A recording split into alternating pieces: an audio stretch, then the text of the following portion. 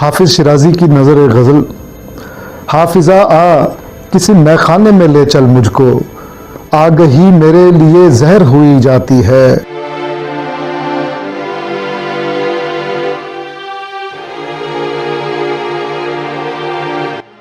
ہجر کا درد گھٹانے کو پلا بادائے مرگ، بے کلی میرے لیے زہر ہوئی جاتی ہے۔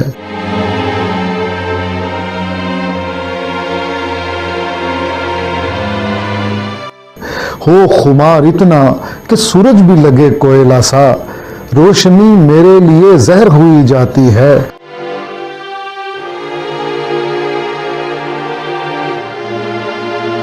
نشہ ایسا ہو کہ ہر چیز میرے بس میں لگے، بے بسی میرے لیے زہر ہوئی جاتی ہے۔